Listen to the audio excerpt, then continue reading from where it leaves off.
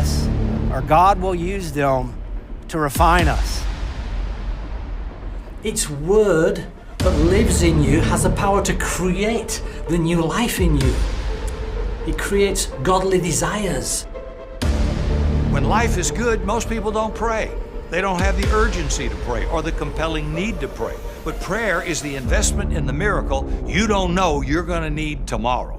He gives you insight as you worship. As you lift his name up, he opens your eyes to see the enemy's tactics.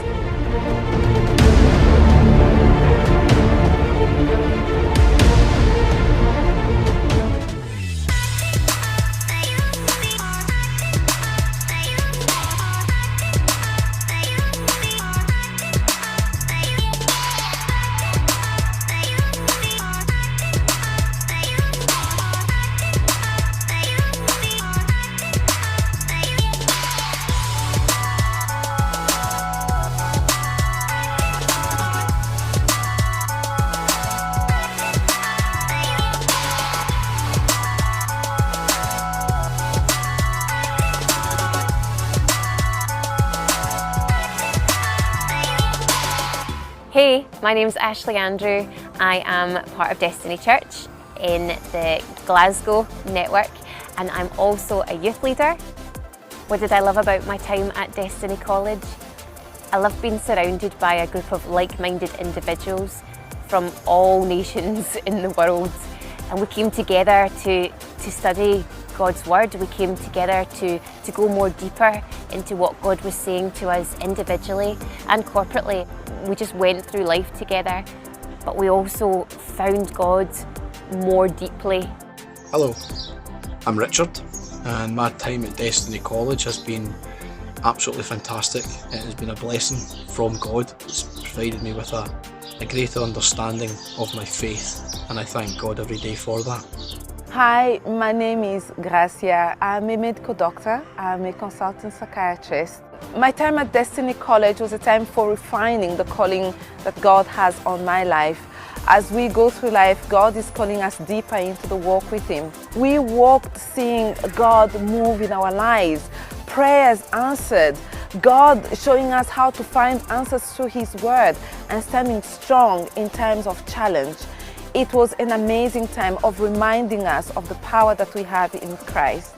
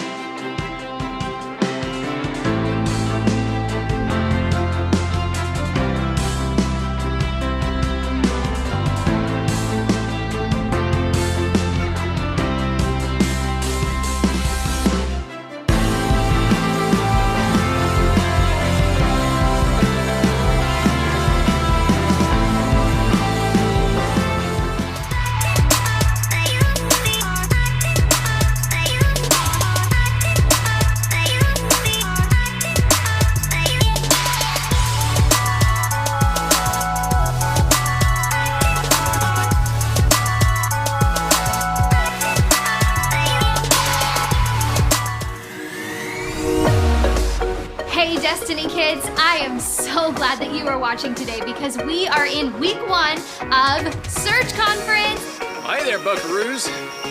I'm Clive. Just giving my pal Tex here a nice rest.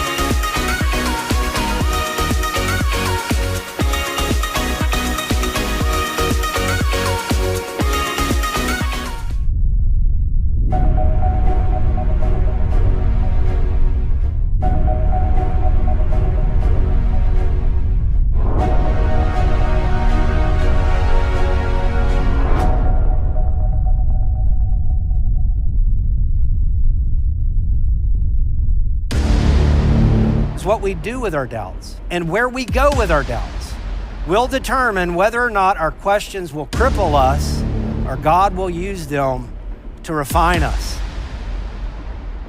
Its word that lives in you has the power to create the new life in you. It creates godly desires. When life is good, most people don't pray. They don't have the urgency to pray or the compelling need to pray. But prayer is the investment in the miracle you don't know you're going to need tomorrow. He gives you insight as you worship. As you lift his name up, he opens your eyes to see the enemy's tactics.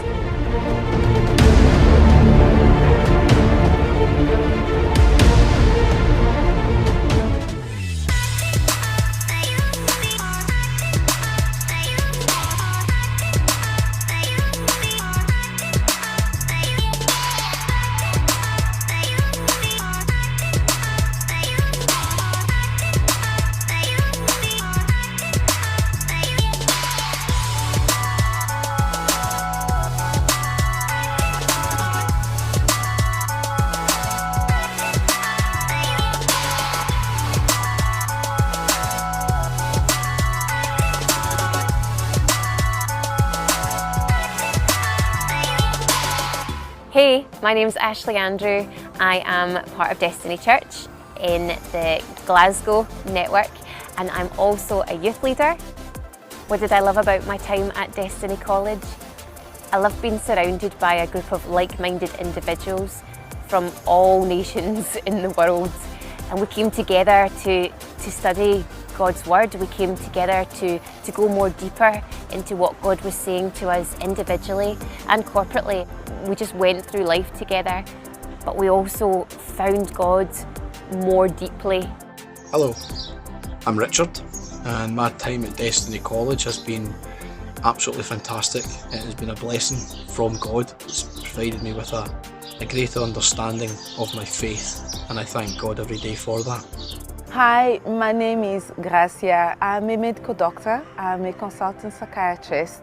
My time at Destiny College was a time for refining the calling that God has on my life. As we go through life, God is calling us deeper into the walk with Him. We walked seeing God move in our lives, prayers answered, God showing us how to find answers through His Word and standing strong in times of challenge. It was an amazing time of reminding us of the power that we have in Christ.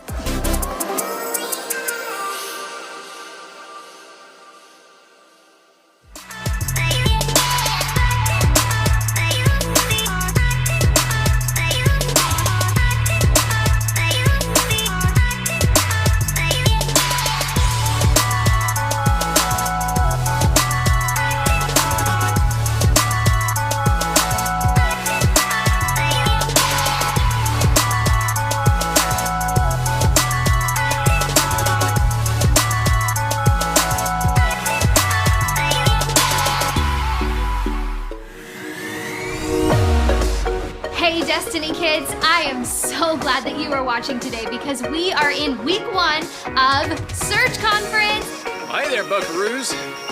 I'm Clive. Just giving my pal Tex here a nice rest.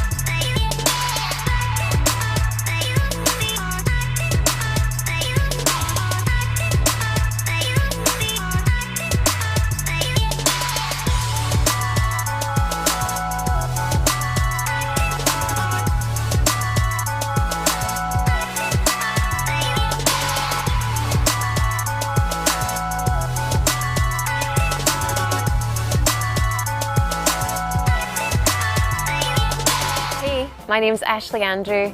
I am part of Destiny Church in the Glasgow network, and I'm also a youth leader.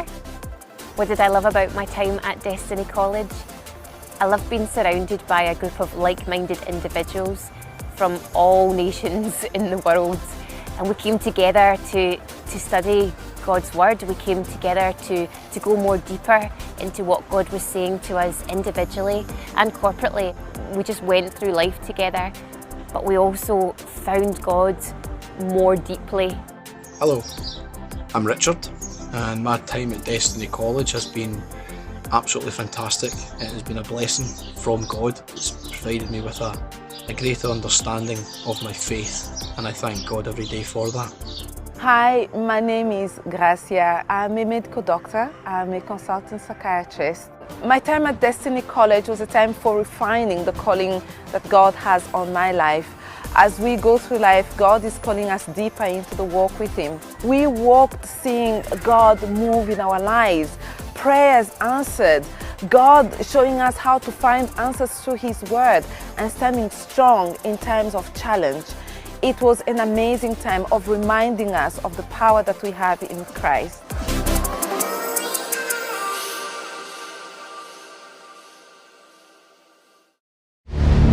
It's what we do with our doubts and where we go with our doubts will determine whether or not our questions will cripple us or God will use them to refine us.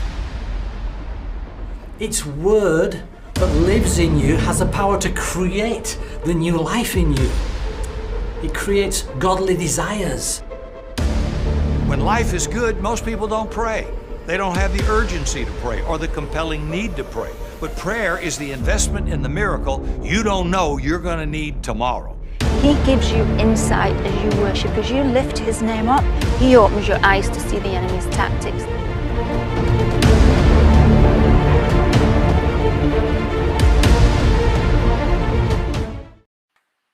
Hello everybody and welcome to Surge 21 Youth Conference. My name is Buchan. I'm the youth pastor here in Destiny Ministries, and man, we're so blessed that you're hanging out with us tonight, week 2 of Surge 21. I want to welcome everyone who's connecting online. I know during the countdown quite a few of you guys have been saying hey, what's up? If this is your first time here, we want to say hey, what's up, and welcome to Surge 21 Youth Style. Listen, I want to say a special shout out to any of the youth that are in Southside in Glasgow right now. So if you're in Southside in Glasgow in our building, I want you all to jump onto your phones right now. I want you to give us the hands up emoji, whether you're on the Surge Conference YouTube channel or you're on the Beat YouTube channel. Let me see those hands up in the air and say what's up. Here in Destiny, we do have a youth ministry called The Beat. Now, The Beat is a youth movement for Jesus Christ. It's an acronym: belonging, empowering, aspiring, and trend-setting. That is who we are. And so we hang out every Friday and Sundays. And so I can already see some hands up in the air. What's up, Divine? And so if this is your first time here, guys, connect with The Beat. There's a link being dropped right now. We've got some leaders on the chat that are saying what's up, so make sure you connect with us. Now, after Surge 21 Youth comes to an end, we're going to be chilling next Friday, exact same time at 7 o'clock, for what we call Real Talk TV. Real Talk TV is when we come together, we talk about the unspokens of society, finding out what does God say, what does the Bible say, and they were currently exploring the doubts that we all face as teenagers. And so why not join us live stream or face-to-face and live streaming on the Beat YouTube channel. So make sure you're hanging out with us next week. Now, tonight is our second last event for Surge 21. And we have very special guests with us. We're talking about rock-solid relationships. And if you've got any questions for our guests tonight, stick them in the chat. Get them in the chat. We're going to pick them up and we're going to have these questions answered with our special guests. Now, I want you guys on the chat, I want you guys to drop the love heart emoji if you are ready to talk about rock solid relationships. Let me see those emojis dropping in. But now I want to introduce our guest for tonight. I want to introduce David and Stephanie York to Surge 21 Youth Conference. Hey, what's up, David and Steph? You guys doing okay? Yeah. Good, thanks. Fantastic. Why don't you guys tell us a wee bit about yourself, who you are, where you're from, and why don't we kick off by answering, how did you guys first meet? No? You go for it. Right. I'll kick off, get it started. We actually met through a fellowship group that I was running in the south side of Glasgow. I'm part of Destiny Church, and I was tasked to run a group in Rutherglen, in the area where I grew up, and Stephanie, when she came to the church, was allocated to my group, so I had first dibs. I seen what I liked, and then I made my move quickly. Quite right, my man. You liked what you saw and you advanced. Quite right. I like that. And can I ask, when did you both get married? 5 years ago this month, September 24th.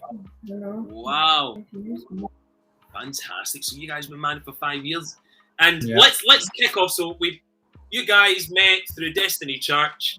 David claims that he was doing some pastoral duties with you, Steph, but the reality was he was just playing the game, you know, just to kind of, hi, I'm David York, can I pray for you? All of that.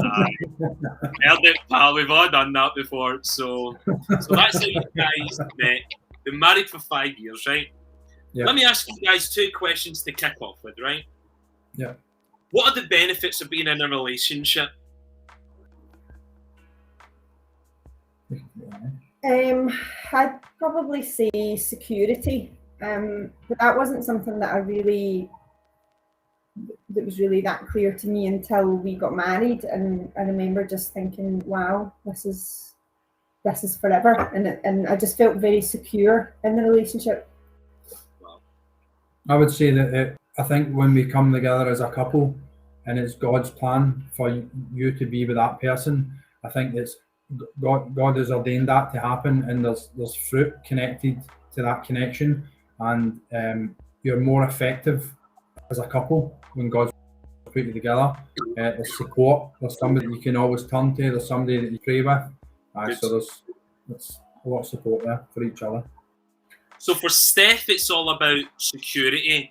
For David, it's all about teamwork, yeah? Yeah. Brilliant. Yeah. Brilliant. So let's ask this question for both of you. What is the number one value? What is your number one value in a relationship? My number one value is honesty. Honesty is number for me. Yeah. Mine would be trust or loyalty. Brilliant. Why would you say honesty for you, Steph? I think if you're going to spend the rest of your life with someone, you really want to know who they are. You're going to find out anyway eventually. But I think as well, truth is just so important, because if lies start to come into the relationship, it really causes so much conflict. And that's why honesty is the best policy, as they would say.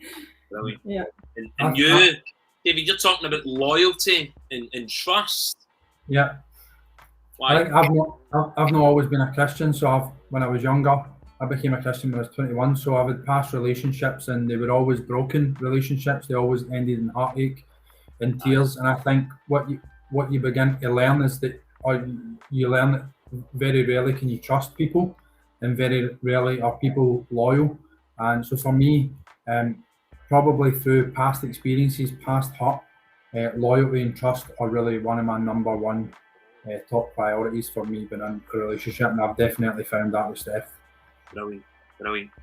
See, before we go any further, I want to say hello to anyone that's just connecting right now. Welcome to Surge 21 Youth Conference Week 2. And listen, if any of you guys that are tuning in have got any questions for David and Steph, just drop it on the chat, and we would love to ask David and Steph York. Now, before we go any further, guys, I want to set some boundaries, all right? First of all, we're not looking for the right answer, all right? We want to hear it real. We want to hear it raw. Now, The reason for that is because we all crave authenticity, all right? And see here with the youth, right? We can smell it, right? You know, like, oh, I'm depressed, but God is good. Nah, I'm depressed, and you got to give that pain to God in order to see the significance of God move in your life. So, see, there's a reason why we decided to invite you guys to talk about rock solid relationships. It's because we really believe that you guys can bring that authenticity, that rawness to what we want to talk about. Now, when people think rock solid relationships, people would maybe think about their relationships with God, with Jesus, and the Holy Spirit.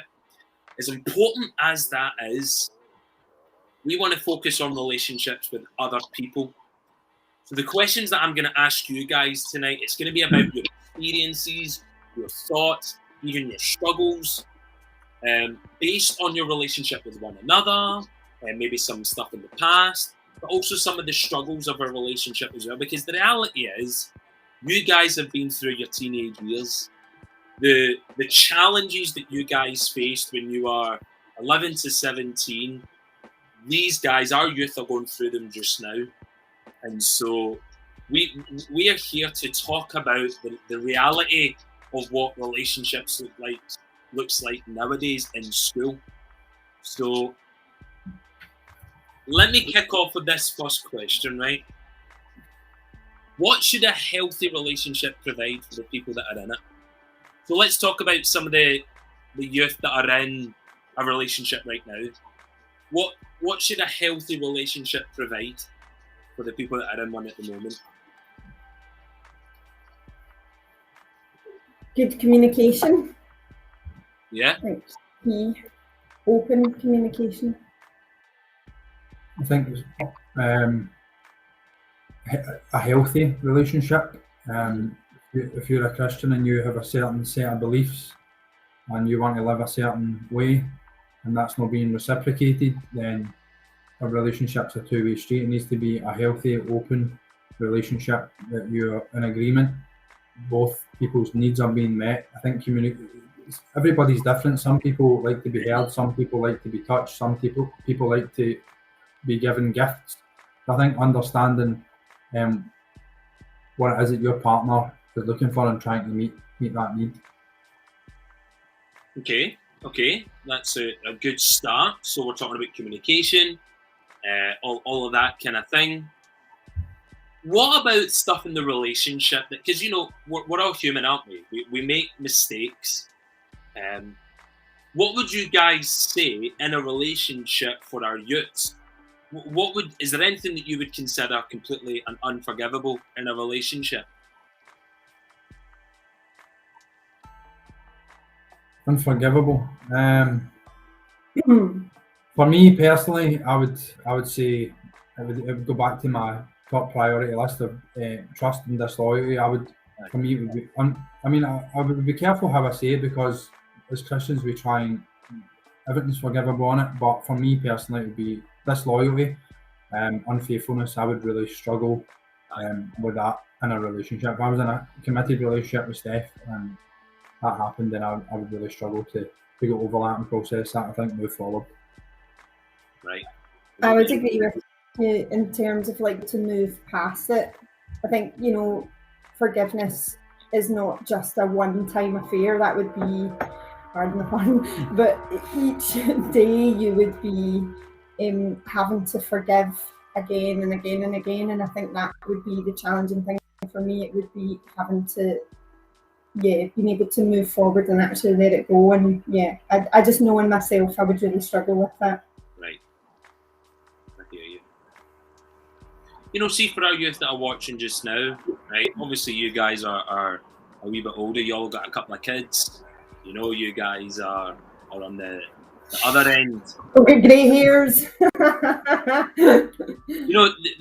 Sometimes people ask this question: if you could write a note to your younger self, but you don't, what would you say, looking back at your younger self, about relationships? About relationships. I don't know, because I think you go into relationships because you're looking for a need to be met. So I think I think you're more susceptible to going into relationships with the wrong people because you have insecurities and there's other stuff going on in life. I think if it was speaking to my younger self, don't throw away what's precious in the sight of God to just anybody. You know, God has created us to be with a specific person in this life, and it may take time for that person to cross our path. So what I would say would be, don't throw away what's precious to God to anybody, and I'm referring to sex when I'm talking about that. What about you, Steph? Yeah, to my younger self, I think probably that you collect baggage from every relationship that you're in. So if you're in multiple relationships, you carry that with you into the next, I guess, without even sort of realizing. So just bringing that back and saying to myself, if I'm going to go into a relationship, look at it with a goal in sight, and only get into a relationship if it's something that I see a future in. Aye, that's not brilliant. just because you're bored or need companionship, or but like I think that those are really easy excuses to get into a relationship. But I think really just look at it as a long time thing, and if you know early on that it's not, do the right thing and end it, and wait for that right person. That's a good point you make, Steph, about with an end goal in mind, and not just going in one for the sake of it, and the reality is we all have baggage, so the less baggage that we can bring, the better for the other person as much as ourselves, Yeah. Davey, you're talking about sex and you're getting a bit carried away. We will touch on that topic. Before we touch on sex, let me ask a couple of other general questions before we touch on that. So let's talk about religion. Like, how important is religion or spirituality in a relationship? I think it's very important, because I think you're talking about rock solid relationships. I don't think a rock solid relationship exists, to be honest, because relationships are up and down. We're human beings, as you've said. We're bringing all this baggage, we're bringing all this trauma for our past into the relationship. So you're putting two people who are broken, and God's bringing them together, and it's by His grace that we're able to see that through. I think having Jesus at the center of your life, not only at the center of your relationship, totally changes the way you see things, changes your commitment. The Bible talks about how we have to treat our wife and treat our husbands and stuff. So there's a different standard when we have God in our lives, and as humans we might not always meet that standard. We miss the mark at times, but when we sit and we reflect and we communicate and we have a conversation, it's a place to reset ourselves and refocus our eyes on Jesus. And I think if we never had Jesus, the type of morals that I used to have in relationships were totally different for the morals and the way I carry myself in a relationship now. So I think having Jesus is fundamental to a relationship. And if I never had Jesus, I would more than likely not be married, not have kids, still be living in broken relationships, in all kinds of sin and things that are not helpful for me in my walk with God. So I think Jesus at the centre of a relationship is fundamental. Steph, just before we hear from you, I think it's really important to establish that the reality is, in any question asked, we can always play the Jesus card. Jesus this, Jesus that. And so I think what's so important for us is that when we're talking about Jesus, that there's a reason for it. We're not saying the safe answer. And it's something that you touched on, Davey, about if you didn't have Jesus, where you'd be. But actually, Jesus in the relationship, do you know what you're talking about? He actually heals the brokenness. He actually takes it to another level that is possible. Yeah. And so again, as we're talking about Jesus, like, we're not just saying the right thing. David and Steph, you're not just saying the right thing, because you guys know what it was like without, and you guys know what it's like with, and so you guys are saying that based on experience. 100%, yeah. For our youth tuning in, we're not just saying this for the sake of, like, Jesus is the way, Jesus. No, it's genuine belief, it's genuine revelation. That's what it is. It's like, hold on, recognizing Jesus in a relationship actually enriches our love for each other. That's the reality, you know.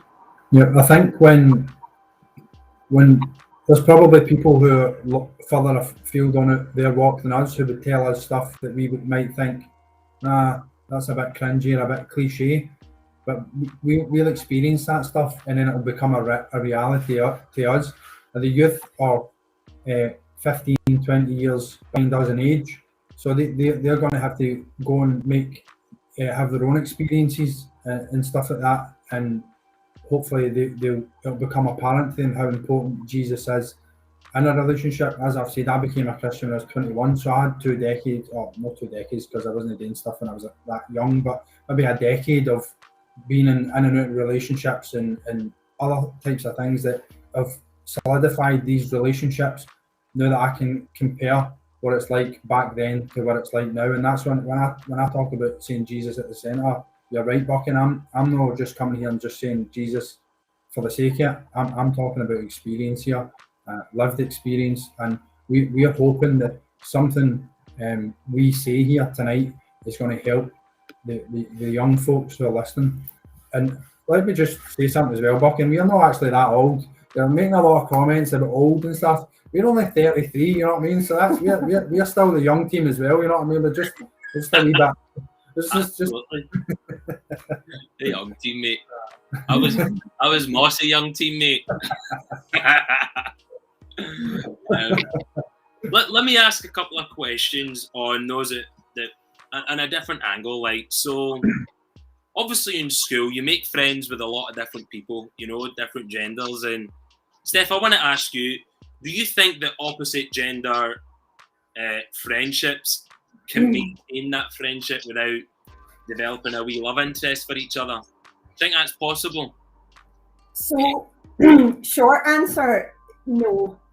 But when I was younger, I had lots of males that were friends, and I was totally naive to the fact that if they had a chance, they would have wanted to be in a relationship with me, and I didn't think that was the case. I was like, oh no, like, they're just friends and whatever. So I think even if you, like, so I felt like there wasn't anything there. So I just decided there's nothing there. We're just friends, but you don't know what the other person's thinking. And if it's not you with the feels, it's them with the feels.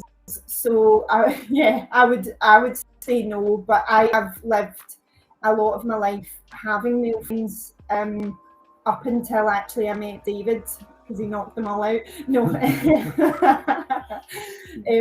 but I saw that wasn't helpful for me, because I'll tell you, like, just as an example, say David and I have had a day where I'm not feeling great about myself, and you know, and I'm like, oh, I wish he would maybe compliment me or something, and then suddenly, like, oh, my pal's there and he's messaging me, and all right, Steph, like, you're funny, you're this, you're that. And even though that might seem very innocent on the surface, it's a way in, you know, and I've been very naive to that, I think, in the past.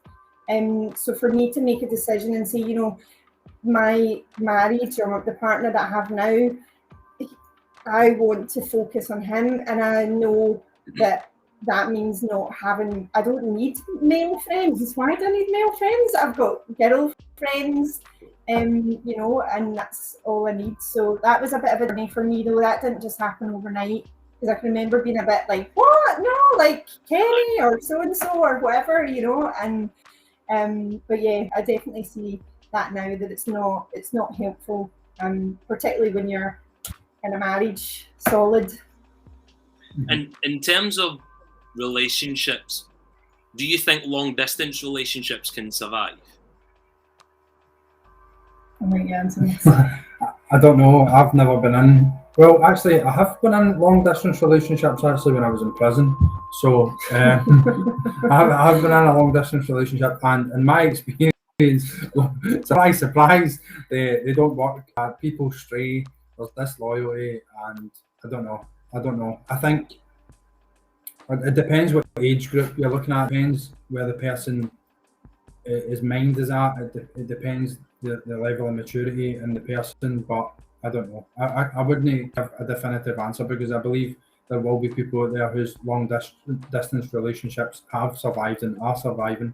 But I think it would depend on the people. If we're talking about in the context of marriage and the context of being Christians, then I would think that God would want us in the same place, in the same house. Or at least the goal is to be back together as quick as possible or as soon as possible. You know, like if it was for some reason you had to be separated, it would only be temporary. It wouldn't be something that you're like, oh, we'll just see how it goes.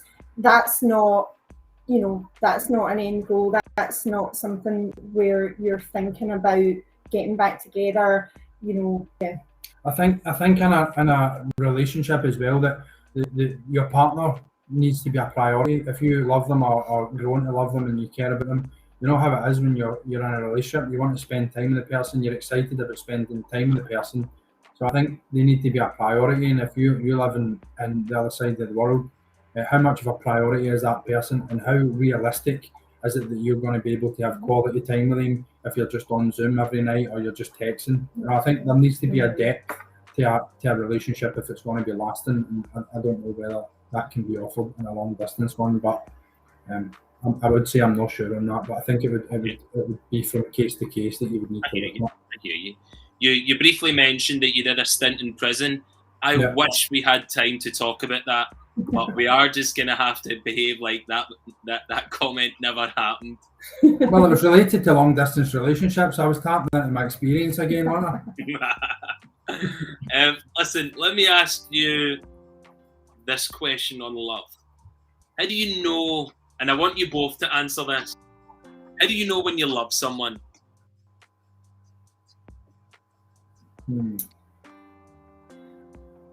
Because hey, some of our guys, some of our male boys may be feeling that right now. Some of our girls may be feeling that, like they genuinely feel like they're in love. So how do you know when you love someone?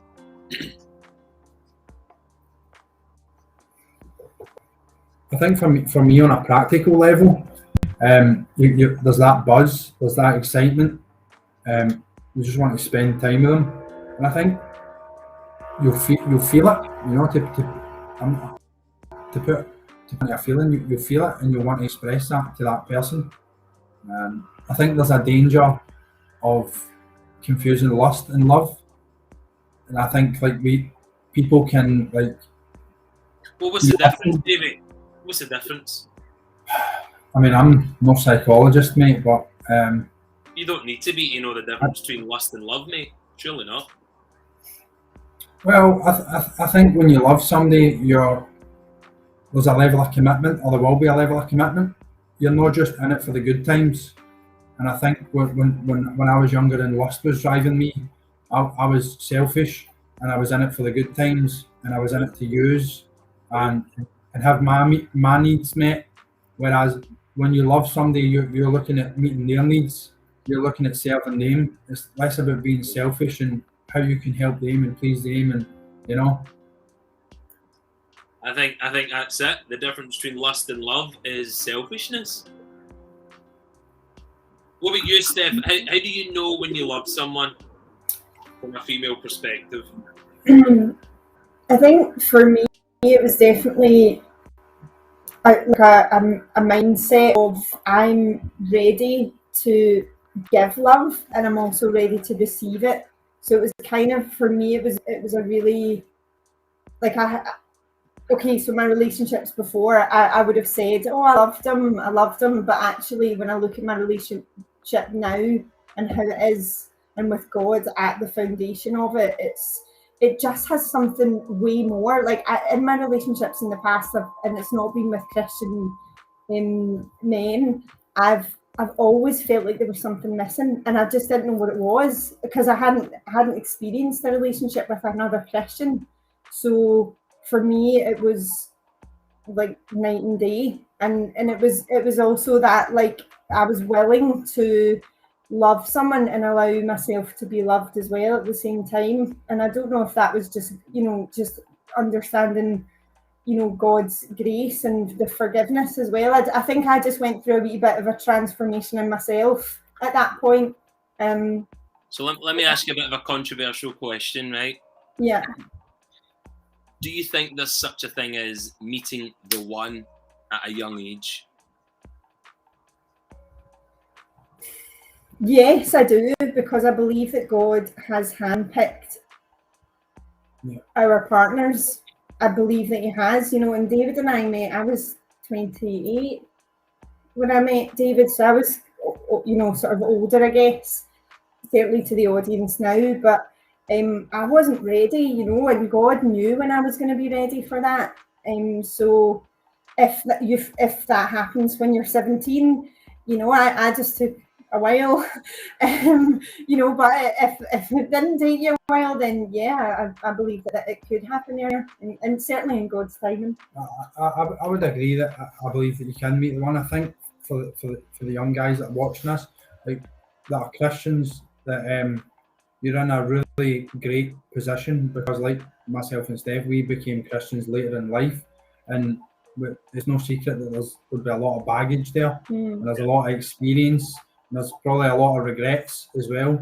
And one of the things that I would say is that I wish I became a Christian younger in life. God took me on a path for me to come to him, but and I value that, and I like that. But if I could have found God younger and got on the right track younger, then there would have been less baggage. So I think if you're young and you're a Christian, I think you're going to avoid a lot of heartache. I don't think there'll be no heartache, no drama, no baggage. But I think if you keep your eye on God and you try and follow Jesus genuinely follow Jesus, look to his word for guidance, look to leaders for leadership and guidance, be teachable and listen to what the people around about you are saying, because there's a lot of wisdom, there's a lot of experience, and the people that God has placed in leadership positions to help guide you through your life, to avoid the traumas, to avoid the baggage, to avoid the bad experience. But as human beings, we're wired a certain way. We're going to be attracted. We're going to see a nice looking lady. We're going to see a nice looking guy that we think, oh, he's hot or she's cute. And God has put a drive in us to be wired that way. So it's about how do we manage that drive in a way that's going to be productive, and it's going to help us find a partner and have a happy, fulfilling life with a partner that God has placed in front of us for the purposes of advancing his kingdom and making a difference on this earth as a team. If there's anything that I would love our guys to go away with tonight, it's that comment. We hear this all the time. If I was a Christian younger, I wish I was a follow Jesus younger. And a lot of people think, yeah, but why? You hit the nail on the head. Baggage. Less drama, less baggage. For that simple reason, because we don't need it. We don't want it. Right, last question, right, before we move on to another topic. What age gap do you think is too big?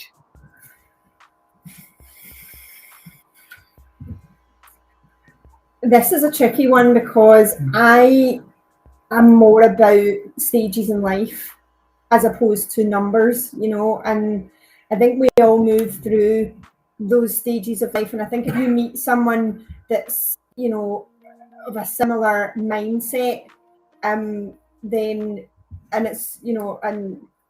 that makes sense to me. But obviously, someone really young and really old come from different generations almost, and I would find it hard to see how that would work. I wouldn't say, it wouldn't, but I would tend to look at more the stage that people are in. When I was really, when I was 17, I was very naive. I wanted to travel. I wanted to do all these things. So if I'd met someone who was already, you know, had a house, had this, had that, it just wouldn't have worked because we were in two completely different stages of life. And actually, in saying that, that has been a sort of point in relationships where you're like, actually, our lives are not going in the same direction. They're not, because we're in two completely different headspaces. Yeah. Stereotypically speaking, right, girls are naturally more mature than boys in our teenage years, yeah? So I'm just saying stereotypically, that's just the company. Say that, yeah. So say a 15-year-old girl meets a 20-year-old guy, and they're both equally mature at that level. They both want the same things in life. They're both going in the same direction. But one's 15 and one's 20. Davey, if one of your kids turned into you and said, at 15, I'm going to be a 20-year-old, would that be okay? I'd ask for his name and address immediately. Just take around and lay hands on him, say a wee prayer. Lay hands, aye. Lay hands. For me, that would be inappropriate. A 15-year-old is still a child. Maybe a 15-year-old and a 16-year-old, or a 15-year-old and 15, 16 maybe, because you know how people are in the same class, but they're a few months apart. But I think a 15-year-old, like any kid, because that's what you're talking about. You're talking about a child. No matter how mature you think, there is a level of growing up that needs to be done when you're that age, and that will naturally happen. That's a natural process for a child that age. And I think somebody who's 20 has been through that growing up stage. They're well into adulthood. And for me personally, I mean, not to mention it would be against the law, but for me, it would be inappropriate because, as Steph said, that's two different stages. And that, although it's only 5 years apart, it's a big gap, especially when the other person's under 15. Now, if you ask me, somebody who's 21 and 26, I don't think I would have a problem with that if they're at the same stage, you know, in terms of mindset. But I think when you're involving children, and it's 3, 4, 5, 6 years of difference, and for me, that's not really where Okay. I think would be productive. Okay. Thank you. We're gonna move on, and we're gonna talk about sex. Before we do that, you guys on the chat have not yet dropped any question. Y'all are really quiet tonight. So make sure you take the opportunity to drop some questions on the chat so that we can ask Steph and Davey York. How can we see the question? Are we able to see the questions? Fucking. Yeah, you'll see them. Questions or we come up to it. So if you can see the chat facility, you should see the guys chatting at the moment. Can you see it? Just No. No. Just a chat between us, Bucking. No, it's that one. There's another facility where you can actually see the chat on YouTube. Right, okay. Right, okay. That's okay. You can just fill That's it all out. right. That's all right. We would Chris love is to saying, hear. "Oh, if you see this, yes, we see you, Chris. We certainly see you." Right. We would- Let's we would- talk about sex. And the reason why we want to talk about this sex is because teenagers are thinking about this a lot. All right. And we want to talk about this topic because if we, the body, the church, can't talk about this, then where else can we talk about it? So here's my first question, right? If I'm in my teens, right, why should I save sex until I'm married? Why? I mean, I think what we were saying earlier, just about baggage and the chaos and the drama that it causes, yeah, that would be a huge one for me. I know, but I want sex, so Aye. why I think- should I wait till I'm married? I think to be fair, most people do, and I think most people will. But I think through experience, it is God has created it for a reason, for a man and his wife, and it's ultimately sin. And when we engage in sin, it produces death, as the Bible says. So nothing good really comes of it. And although we will get a nice feeling for a couple of seconds or whatever. I know, I've been told this, but I love my girlfriend and I think we're ready to have sex. So why should I wait till I'm married? It's a difficult one. It's a really difficult one because there's obvious attraction. I think if you understand love, then that love. It's no love if you're having sex, and if to be blatant, it's taking advantage or whatever it may be if it's outside of God's word. And we really want to please God as well, and try and live the way He wants us to live. And lust is what you're describing. I really want to have sex. That's what you're describing. That's the natural desire. If you're in a relationship, you're close to a person, you really want to do these things. But that's love that you're describing. That's lust, because love talks about marriage before sex. Love talks about respect. Love talks about honour. It's not talking about just a wee moment to satisfy your wee lusty needs. Physical needs. But the Bible talks about there's a battle between the flesh and the spirit, and it's continuous. It's day and night. So there would be practical steps that you would put in place to try and avoid that. And I think accepting the fact that you do want to do that, you do want to express yourself in that way. Don't deny it. Don't try and put it in a wee box. It's that's the reality. Accept that that's the reality, and try and like I said earlier, use the leaders that are going about you and try and navigate that in a healthy way, so that actually the relationship will succeed. If you love the person, then you want to see that relationship succeed. And when the Bible talks about sin leads to death, if you have sex, then the chances of the relationship succeeding diminish greatly. So if you love the person, then it's about trying to do things right by them and by God. And I think what David was saying about just being really honest about it and not pretending that it's not there and it's not something that you're going through, and being able to talk with each other. Because I know, that when maybe one of you's feeling weak, the other one might be a little bit stronger, and they can be like, okay, no, let's do something else, or let's and I think when you can open that conversation up, you can sort of help each other in it as well. Mm-hmm. I think it has something to do with the earlier question about why is religion and spirituality important in a relationship. And you guys mentioned something about value. And I think there's something in that about saving sex until marriage is there is value placed on you by God. And that value is protected through marriage. Yeah. If you're just putting it about anywhere you go, you're spiritually devaluing yourself as much as physically. Yeah. And I think as well, marriage is about commitment and being in an agreement or a covenant with God. And if a person's just lusting and they're just after sex, they don't need to enter into that agreement or that commitment if you're willing to just give them it. So you're right about the value thing, And I would say, for any boys or any girls, if your partner's pushing you for sex, get rid of them. Because there is value on you. Honestly, like what we're establishing tonight is, see anyone that's just trying to get their end away, it's lust driven and it ain't love driven. It's true, isn't it?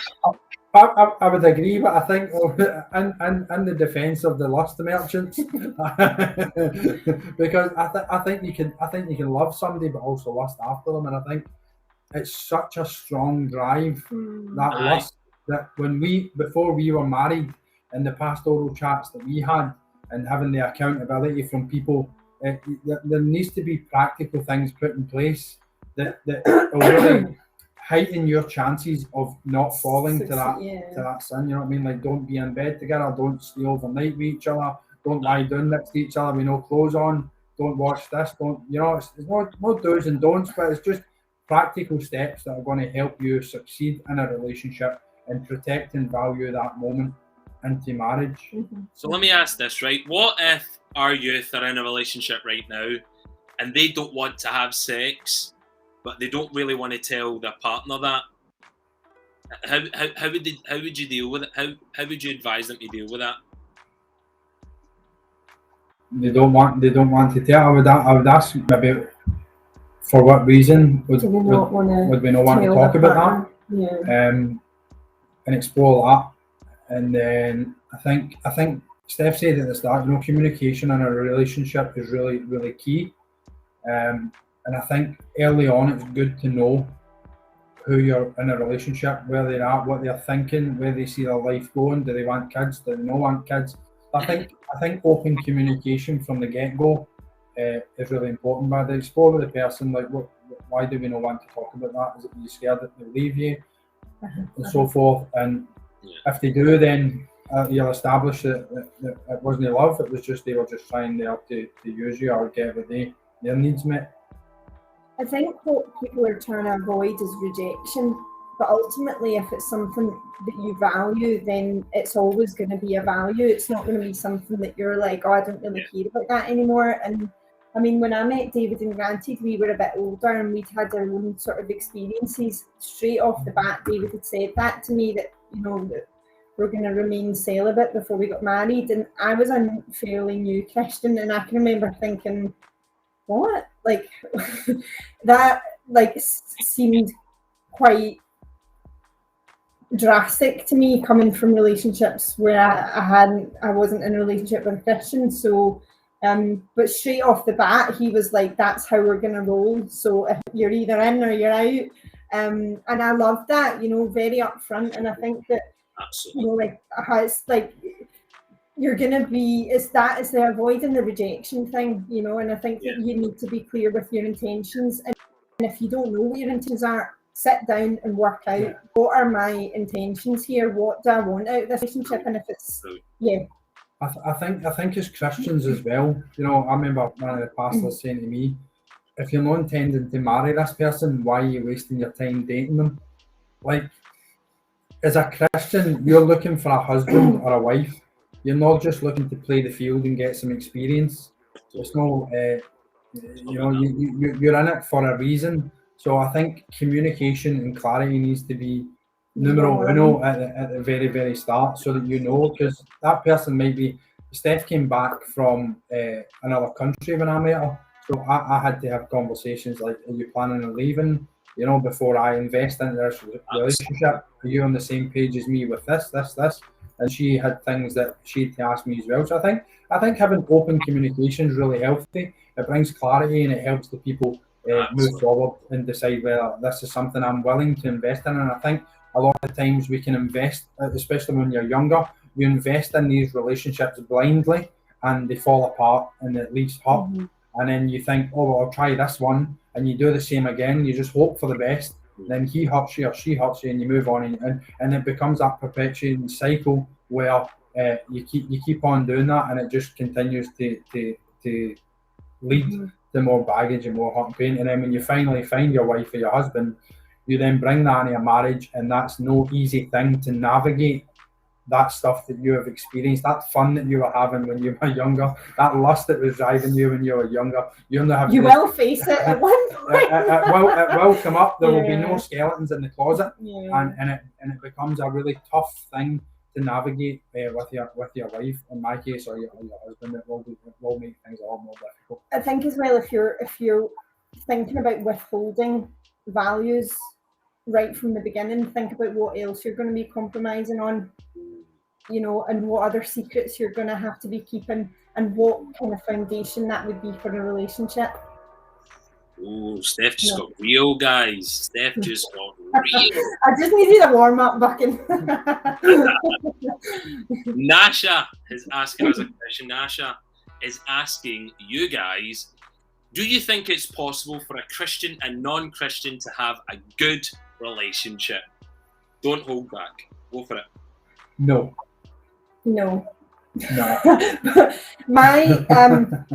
My friend who's a Christian, she married a non-Christian, and she always says to me, Steph, this is not the guy that God intended, but I made a commitment when I got married, but she's like, I know that we were unequally yoked. So this is something What does that she- mean? Because that's heavy Christianese. You're right. I had to ask her. I had to be like, tell me what that means. I don't want to think about eggs and yolk. Like, what does that mean? It's like having 12 eggs in one hand and a box of 6 in the other hand. Just your way down. It's almost like you're from different planets. You know, that's really what it is. You're from different planets and you're trying to make it work. Yeah. And that's how difficult and challenging it's going to be, because you just can't.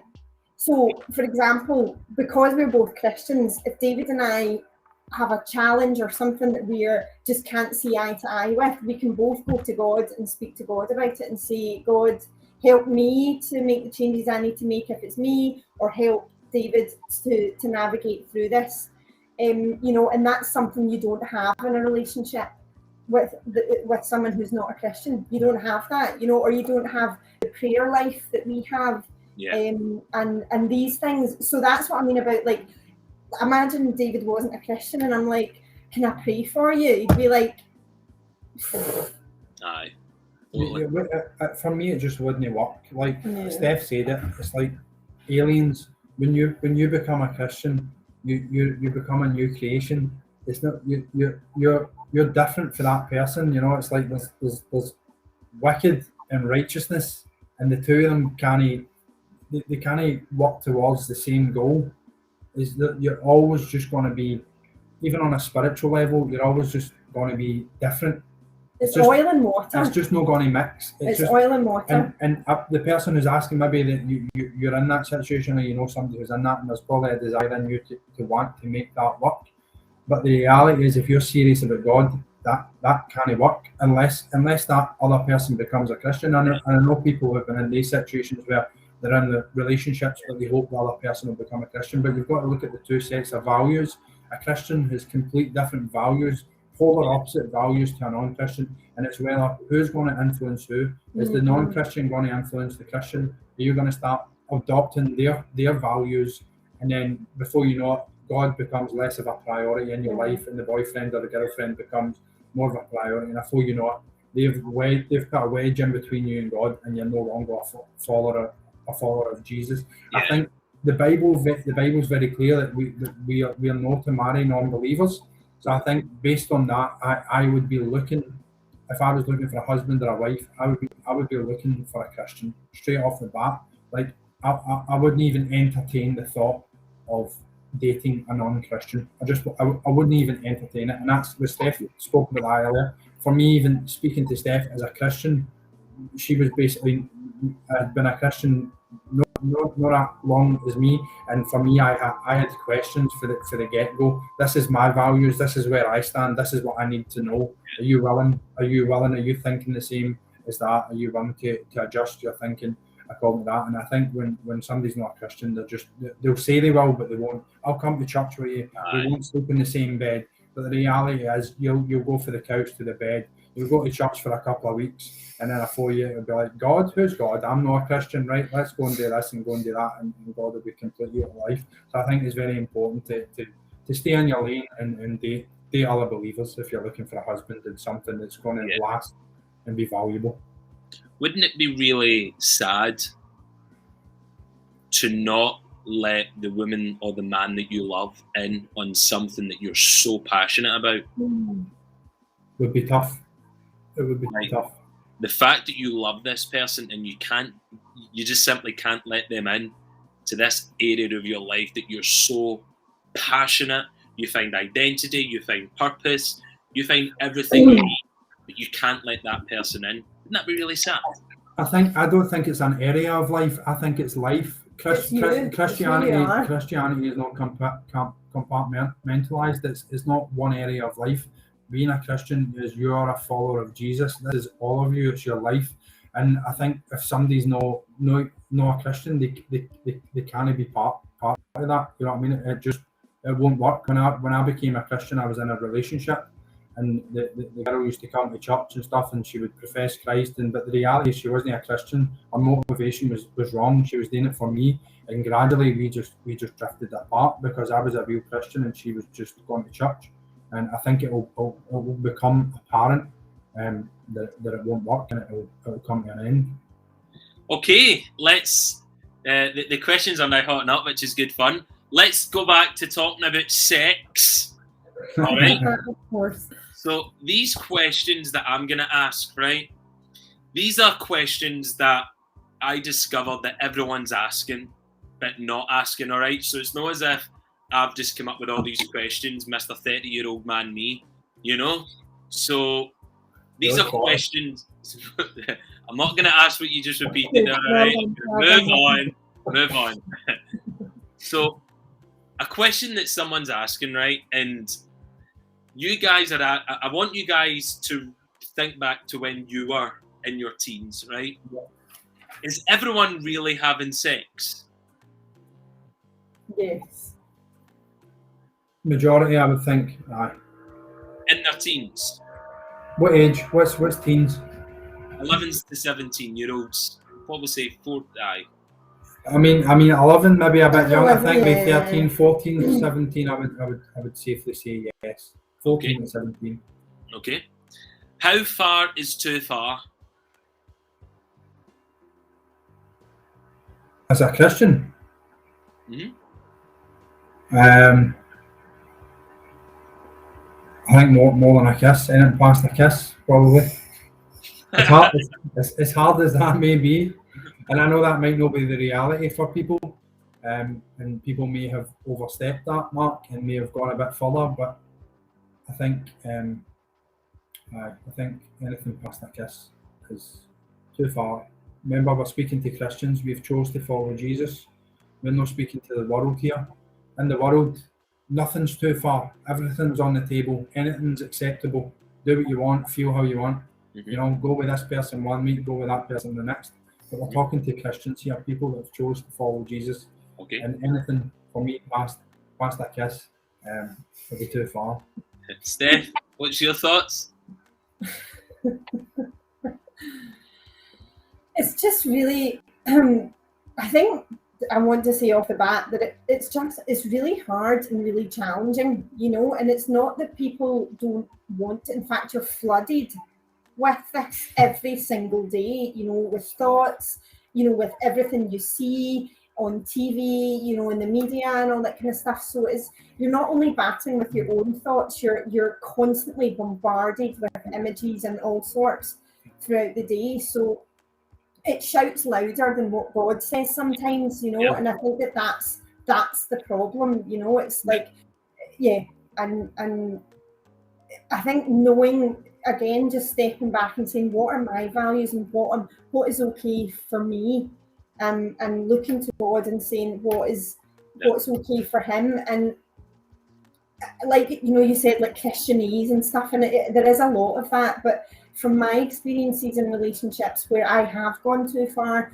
I just, you know, I hate that now. I hate that that's something that I have done and something that I carry as well. And not to sort of lament the regret, but just more so, just, you know, get serious about it. It's not recreational, you know, and I know that we are brought up in the world where it is recreational.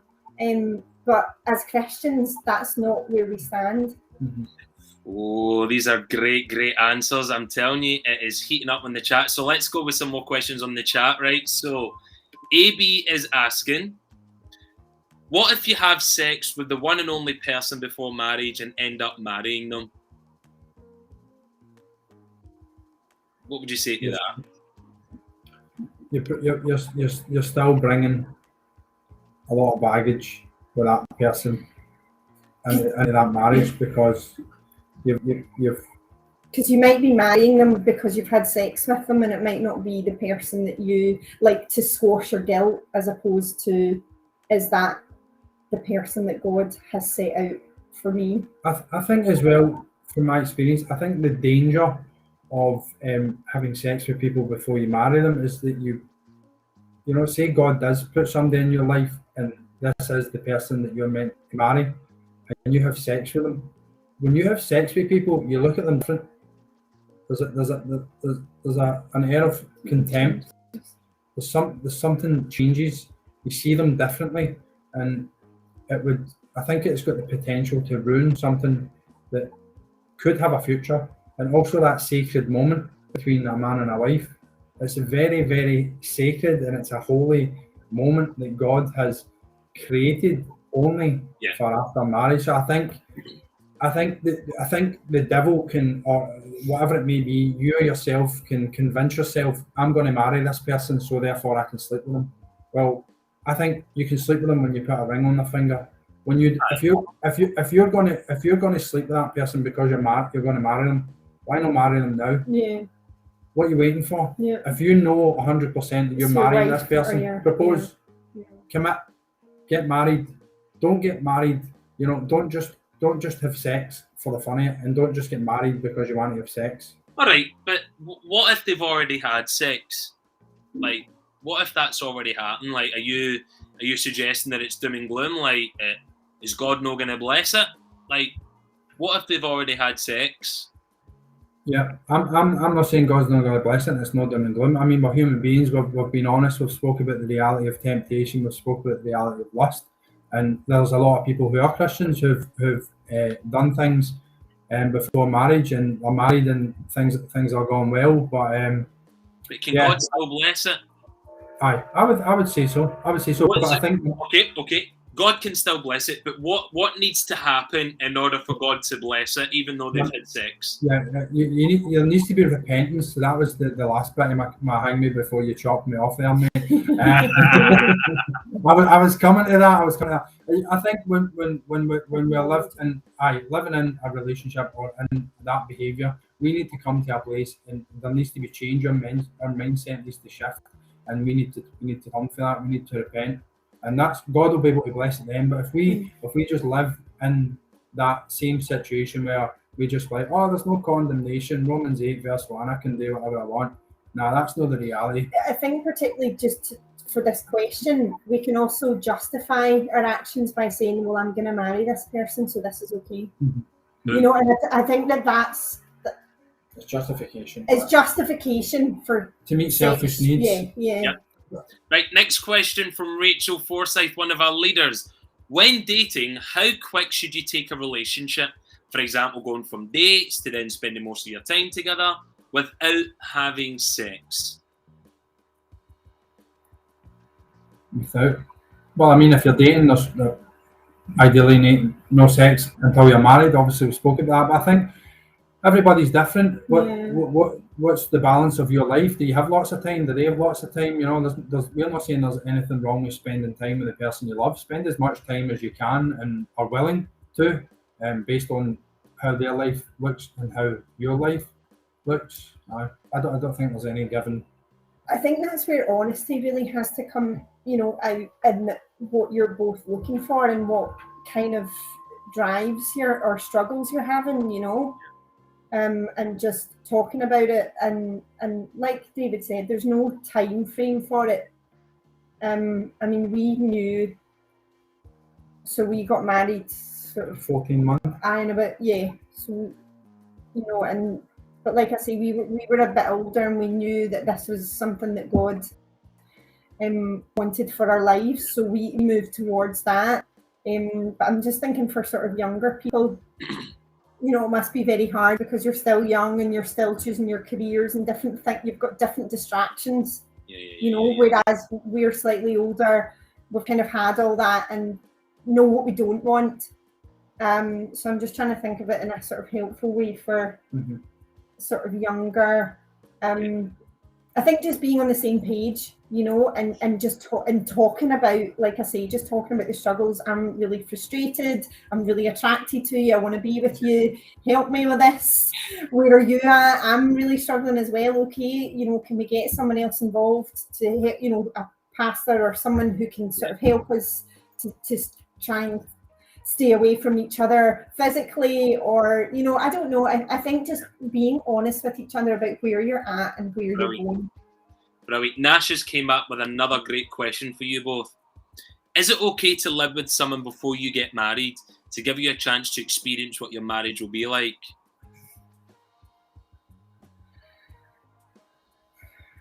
No.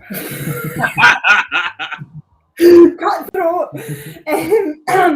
The reason I would say Good that question. is a very good question. Great question, Natasha. It's a great question because I've lived with someone before and he wasn't a Christian and he was okay with it. So therefore I was okay with it, you know. So I'm not saying it from someone who's never lived with someone. But what I would say is living together, you're not looking for marriage after that because you're living together, you know, and I think there's a lot of things that are taken off the plate when you move in that direction, or certainly there was for me. I think as well, you know, it's, yeah, could just be again another bit of justification for. I think as well when you live with somebody, you're gonna quickly compromise. Where are you gonna sleep? You're gonna come out of the shower and walk about naked. Like, what's going to happen? So if we're talking about sex before marriage and how valuable sex is and waiting for marriage and stuff, and you're trying to avoid that, how quickly or how much more are you going to speed that process up if you're sleeping in the same bed? You're living under the same roof. And the reality is people will say, no, we'll live in the same, we'll sleep in different rooms. You might sleep in this different room the first night, but I guarantee you the second night, you'll be creeping in there when it's dark because you'll be getting that wee tingly feeling somewhere and you want to be getting close. Toes, aye. Tingly feeling in your toes, aye. A wee tingly feeling in your toes as you're creeping across the carpet. So I think if you're genuine about God and you're genuine about finding a wife or a husband, I wouldn't advise It's not a great move, yeah. Thank you, guys. We're going to wrap this up. We could speak all night. We're going to end with a couple more questions. Let's talk about pornography, all right? Because we're on the topic of sex. What's wrong with watching pornography? I would imagine I'll get this one. I think probably majority of men would watch it, have watched it at some point in life. I think for me, watching pornography, growing up, being younger and stuff like that, I think the world is screaming at us, and we're learning from media and Facebook and Instagram and all these types of things. And I think watching porn as well just totally distorts the reality of what it is to be in a godly relationship. Watching pornography is self-satisfactory. It's like a transaction. You put a screen on, you watch it for a couple of minutes, job done, game over, right? But when you're in a relationship with a real human being and they are wired a lot differently, and you need to know things, you need to know about them, you need to have the desire and want to participate. And I think if you've been watching porn for 15, 20 years and it's just you've trained your brain to just to say that sex is one-way street. I watch a movie, a couple of minutes, it's finished. When you're sitting you're in a bed with your wife who you've married, that's what you're bringing to that marriage. So I think it devalues the sex, it devalues the human being, the woman. So I would, and it's a real hard thing for guys because there's that drive, there's that lust that's so easy to access. Very addictive. Very addictive. You know, That's the harsh reality. It's infiniteness. You know, you've got a smartphone. It takes 2 seconds to access it. So you're really fighting against the tide. With pornography, it's easier to watch it than no watch it because it's temptation and it's hard to overcome temptation. But it's very damaging to a relationship. It's very damaging to your outlook and how you see the other sex. A couple more questions, and I want Steph to answer this next one, right? So this is a popular question, particularly with girls. Question is my body normal?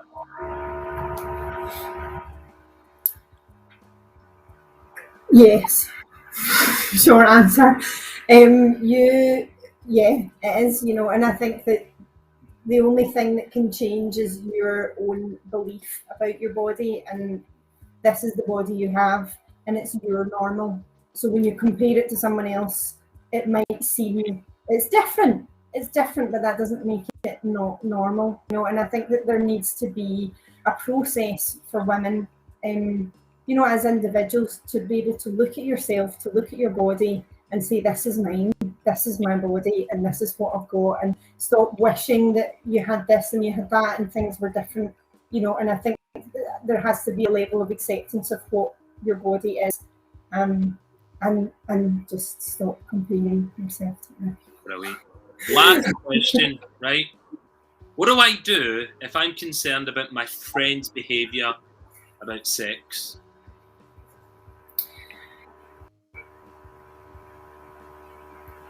I'd say write down what your problem, what your behavioural issues are, and see if you're willing to go and talk to them about it after that.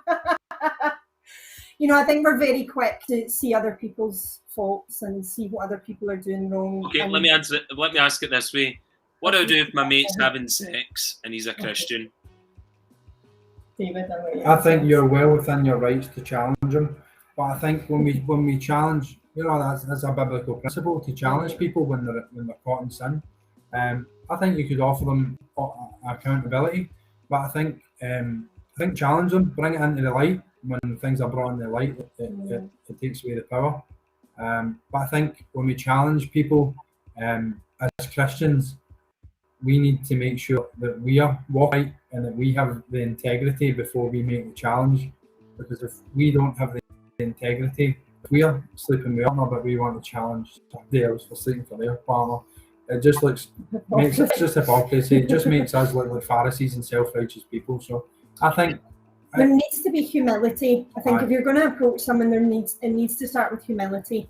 You know, you're not perfect, and you're not coming to them and saying I'm perfect and you're making mistakes.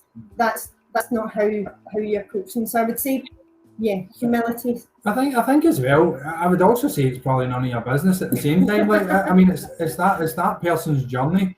If they want to live like that, then so be it. Going back to the point that Steph made, focus on your own journey. There's a Bible verse in the Bible that says, focus on the own, like the plank of wood in your own eye. Stop trying to take the speck of dust out your brother's eye. People know when they're doing things that don't sit right with them, and that's what I mean about taking your own stuff to them and saying, this is what I'm struggling with. And maybe they can bear something with you as well, and it opens it up for discussion rather than you're doing something wrong, mate.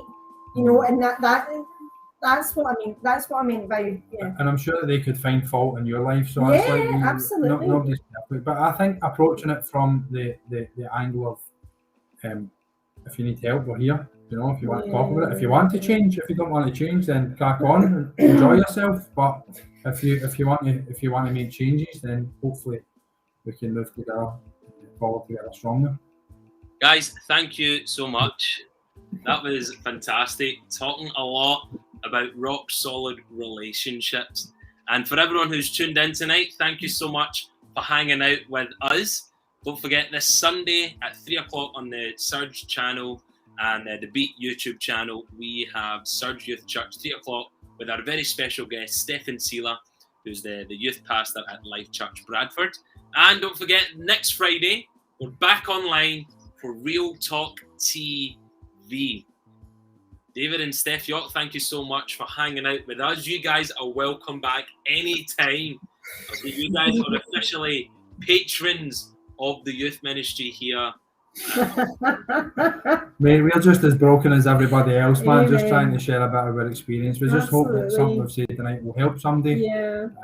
Bless you guys. The youth are saying that was amazing. So guys, God bless you. Have a great night, everyone. Peace. Cheers. Bye. Bye-bye.